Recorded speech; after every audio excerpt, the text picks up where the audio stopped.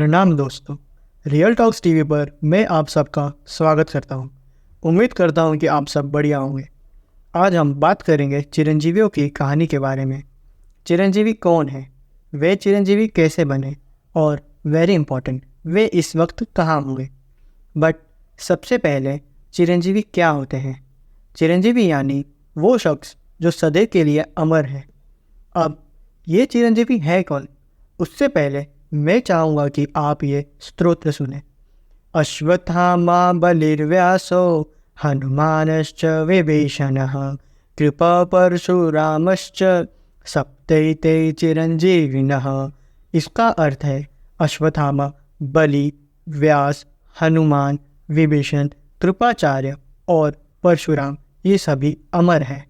आइए सातों चिरंजीवियों की कहानी सुनते हैं। सबसे पहले हनुमान जी। त्रेता युग यानी रामायण काल के समय जब हनुमान जी राम जी का संदेश लेकर सीता माता के पास गए, तभी सीता माता बड़ी पीड़ा में थी और हनुमान जी के संदेश से उन्हें संतोष मिला, जिससे सीता माता ने उन्हें अमरता का वरदान दिया।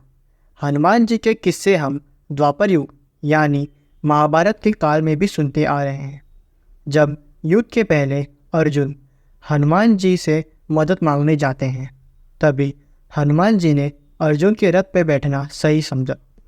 पर कलयुग में हनुमान जी कहाँ हैं? श्रीलंका के लोगों का मानना है कि किपितुरु माउंटेन्स में मतल्स क्लैन के ट्राइब्स हनुमान जी को अपना इष्ट देवता मानते हैं और वे हर 41 ईयर्स में उनकी चरण पूजा करते हैं। उनके अकॉर्डिंग हर 41 ईयर्स में हनुमान जी चरण पूजा के समय वहाँ आते हैं। मथंग क्लैन के जो मुखिया हैं वो पूजा में हुए सारे इवेंट्स को एक लॉग बुक में नोट करते हैं। बट कलयुग में हनुमान जी के रुकने का क्या रीज़न होगा? क्या हनुमान जी किसी का इंतज़ार कर रहे हैं? जी हाँ, हनुमान जी विष्णु के आखिरी अवतार कल्कि का इंतज़ार कर रहे हैं। वे रुके हैं ताकि कलयुग के एंड में कलिराज यानी कलयुग का दानव का भी अंत कर सकें। आइए अब बात करते हैं दूसरे चिरंजीवी परशुराम जी की।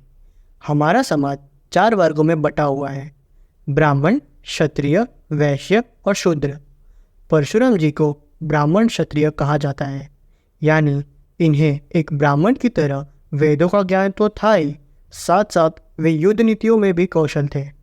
ये इसलिए उनके पिता ऋषि जमदग्नि ब्राह्मण और माता रेणुका एक क्षत्रिय थी। उनके बारे में कहा जाता है कि पिता की मृत्यु और माता के अपमान का बदला लेने के लिए उन्होंने ये प्रतिज्ञा ली थी कि वे 21 बार इस दुनिया से क्षत्रियों का नाश कर देंगे। परशुराम जी त्रेता युग के पहले विष्णु अवतार थे और राम जी आखिरी। इन दोनों के जन्म में कई सालों का अंतर था। आपको पता हुआ कि राम जी ने स्वयंवर में किस तरह शिव धनुष तोड़ा था। वे शिव धनुष वही है जिससे परशुराम जी ने अपनी प्रतिज्ञा पूरी की थी। जब उन्हें धनुष के टूटने की बात पता चली, तभी वे राम जी पे बहुत क्रोधित हुए और राम जी का भी जन्म एज अ क्षत्रिय ही हुआ था, तो उनका गुस्सा और बढ़ गया। फिर जब वे राम जी से मिले, तभी राम जी ने उन्हें अपना विष्णु अवतार दिखाया और उनका गुस्सा शांत हुआ। द्वापर युग में परशुराम जी ने द्रोणाचार्य को भी शिक्षा दी थी और फिर वे ओडिशा के महेंद्र पर्वत चले गए। कलयुग के एंड में परशुराम जी कल्कि के युद्ध गुरु बनने वाले हैं। जनरली चिरंजीवी होना एक वरदान की तरह होता है, पर जिसकी हम अब बात करेंगे उन्हें चिरंजीवी होना वरदान नहीं, एक श्राप मिला था। हम बात कर रहे हैं अश्वत्थामा की। अश्वत्थामा कौरव और पांडव के गुरु द्रोणाचार्य का बेटा था। वे काफ़ी ताकतवर थे, पर उन्होंने कुछ ऐसी गलतियां की जिसके लिए श्री कृष्ण ने उन्हें श्राप दिया। महाभारत के युद्ध में अश्वत्थामा कौरवों की तरफ से लड़ रहे थे और अंत में जब कौरव हार गए, तब अश्वत्थामा से उनकी हार सही नहीं गई। अश्वत्थामा ने पूरे पांडव कुल का नाश करने को सोचा और उन्होंने पांडवों के सोते हुए बच्चों को जान से मार दिया। इसलिए श्री कृष्ण ने उन्हें श्राप दिया। श्री कृष्ण ने श्राप देते हुए कहा कि तुमसे कौरवों की हार बर्दाश्त नहीं, तो अब से तुम इसी दर्द के साथ ब्रह्मांड के अंत तक जीवित रहोगे। पर अब अगर अश्वत्थामा जिंदा है तो वे है कहाँ? मध्य प्रदेश के बुरहानपुर में भगवान शिव का एक बहुत प्राचीन मंदिर है। वहाँ के पुजारी जब अगली सुबह आते हैं तो शिवलिंग पर उन्हें फूल और जल चढ़ा हुआ मिलता है, जो कि उनके द्वारा बताया जाता है कि अश्वत्थामा वहाँ हर सुबह पूजा करने आते हैं।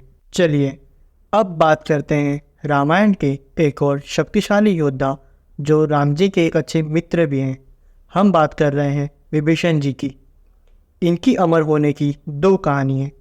रावण के बाद राम जी ने विभीषण को लंका का राजा बनाया था, बट विभीषण को राम जी के दर्शन की आदत हो गई थी। वे राम जी के दर्शन करने अयोध्या आते रहते। जब राम जी को अपना मनुष्य शरीर छोड़कर वैकुंठ जाना था, तभी विभीषण भी जिद करने लगे कि उन्हें भी साथ ले चलें। राम जी ने उन्हें कहा कि अभी आपका उद्देश्य पूरा नहीं हुआ है, आपको मेरे एक और अवतार की मदद करनी होगी। तो विभीषण ने कहा कि प्रभु, तब तक मैं आपका दर्शन कैसे करूँगा? तभी राम जी बोले कि ओडिशा में जगन्नाथ मंदिर बनेगा, जो कि मेरा ही रूप होगा। इसलिए विभीषण जी जगन्नाथ मंदिर के बनने और स्थापना के समय वहीं थे और हर दिन सबसे पहले जगन्नाथ जी की पूजा विभीषण ही करते हैं। कुछ कथाओं के अनुसार बताया जाता है कि रानी मंडोदरी ने विभीषण को श्राप दिया था कि वे ब्रह्मांड के अंत तक बिना परिवार के अकेले रहेंगे। पर वे अब रहते कहाँ हैं? विभीषण जी आज भी लंका में ही रहते हैं। आप लोगों ने ये कहावत तो सुनी होगी कि ज्ञान ही शक्ति है, और युगों से वेदों का ज्ञान प्रिजर्व करते आ रहे हैं हमारे पांचवें चिरंजीवी, जिन्हें वेद व्यास के नाम से जाना जाता है। ऋग्वेद, यजुर्वेद, सामवेद और अथर्ववेद, यह सारे वेद भी व्यास जी ने ही लिखी थी। इतना ही नहीं, वेद व्यास जी ने महाभारत भी लिखी थी।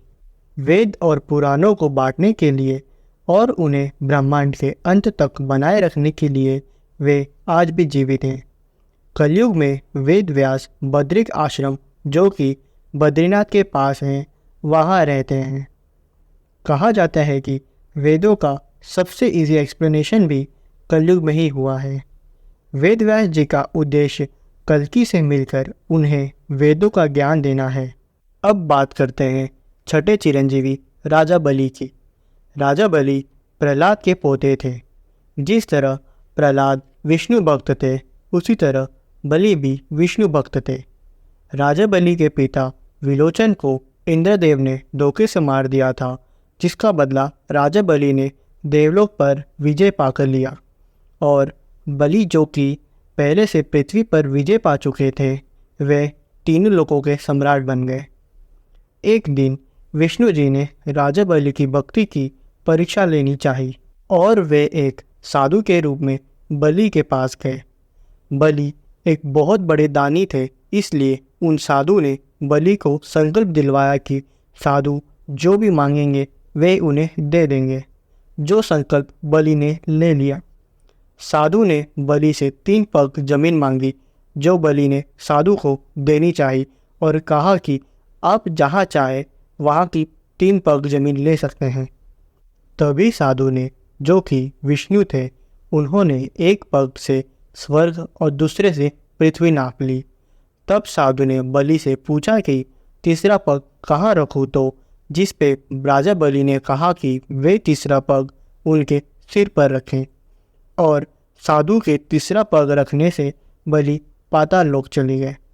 वहाँ भी वे विष्णु की भक्ति करते, जिससे विष्णु जी ने उन्हें अमरता का वरदान दिया।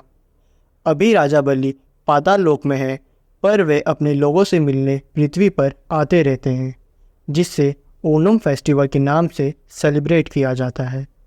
अब बात करेंगे आखिरी चिरंजीवी, जो है कृपाचार्य। गुरु कृपाचार्य कौरव और पांडवों के गुरु थे। कृपाचार्य बचपन से ही कौरवों के साथ थे, पर उनकी भक्ति सबसे ज़्यादा श्री कृष्ण के लिए थी। जब कौरवों और पांडवों का युद्ध होना था, तभी सबको लगा कि कृपाचार्य अपनी भक्ति की वजह से पांडवों का साथ देंगे, पर ऐसा हुआ नहीं। कृपाचार्य ने अपने कर्तव्यों के लिए कौरवों का साथ देना सही समझा। कृपाचार्य ने अभिमन्यु के बेटे परीक्षित को भी शिक्षा दी थी और उसके बाद वे हिमालय चले गए। गुरु कृपाचार्यों का पांडवों के प्रति अच्छा स्वभाव होने से श्री कृष्ण ने उन्हें चिरंजीवी होने का वरदान दिया। तो दोस्तों, ये थी कहानी सातों चिरंजीवियों की। ऐसे और भी अनेक चिरंजीवी हो सकते हैं जिनके बारे में हमें अभी पता नहीं। अगर आपको ये कहानी अच्छी लगी तो प्लीज़ वीडियो को लाइक और शेयर कर दें और चैनल को सब्सक्राइब कर दें। हमें आपके सपोर्ट की ज़रूरत है। अब मैं आपसे विदा लेना चाहूँगा। मिलते हैं अगले वीडियो में। धन्यवाद। जय श्री कृष्ण।